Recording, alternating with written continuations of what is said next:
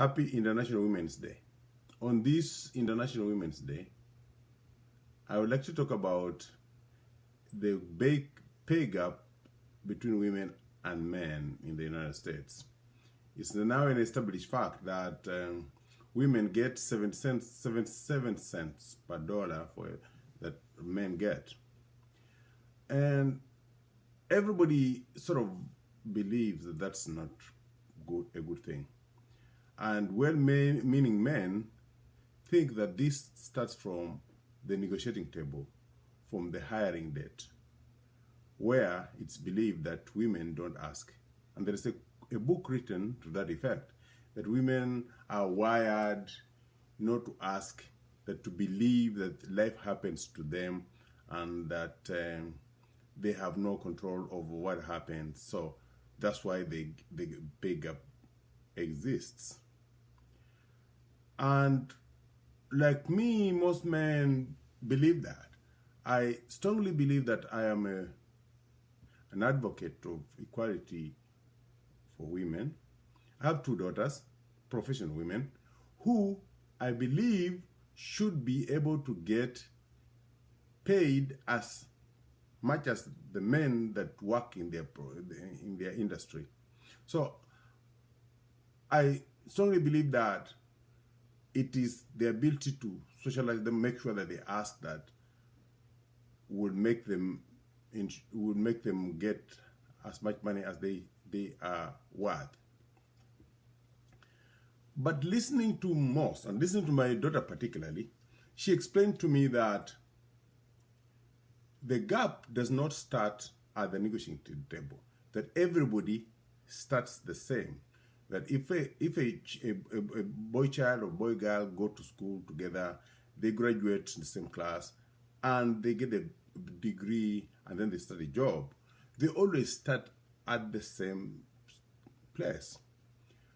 But the gap develops in the journey, in the process of the professional journey, in that we know that the first rule of success is showing up. Now, if both of them show up evenly, and they will be able to develop their career on equal basis. But society has sort of handicapped women to the extent that they bear the burden of childbearing, to the extent that the men are given a free pass. In this way, all men sort of believe that it's a good thing for women to get maternity leave. But most, like me, would think that it's a freebie to give men paternity leave. What they don't get, or what I didn't get, was that when a woman is given a maternity leave, she is not showing up to work. That is pure and simple. She is not developing those relationships that are required to develop her career. And therefore, if two people, one a girl, one a boy, started a job together, and in the middle of it, the girl takes maternity leave and stays out for a year, she will be a year behind the boy or the man.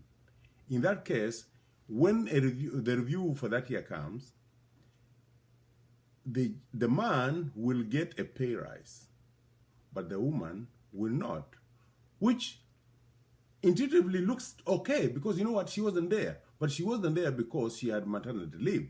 And childbirth is not a one-sex thing. It is a two-sex thing. So if we are handicapping women for being away from work during maternity leave, it's only necessary, or should be fair, that men too should be able to get paternity leave. That struck me because I was in a discussion group and the men did not want paternity leave. The women wanted men to have paternity leave. I was wondering if somebody should have something, but they don't want it, you should think that they are gaining by not having it.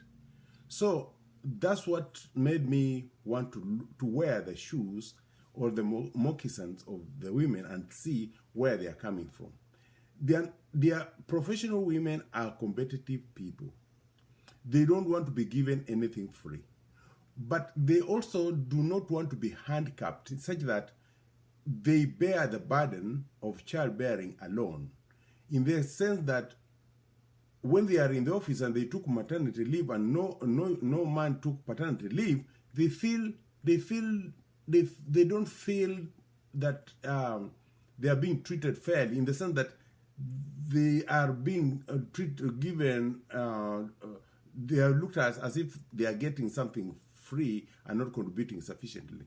So basically, what I learned is giving paternity leave is important, such that we spread the burden of childbearing to the two people, the men and the women, so that they be absent also as the women are absent.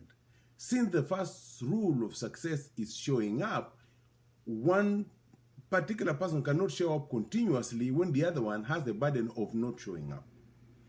Okay, so having taken care of the fact that in this International Day of Women, we should strive to give paternity leave to men, not because we are giving them a freebie, but because we are evening the burden. We are making sure that they share the burden of not developing relationship during that time, of taking care of the children halfway as the women do. Secondly, every organization needs a succession plan. Every society needs a succession plan. If a society does not, or an organization does not have a succession plan, that is an organization that is bearing towards extinction.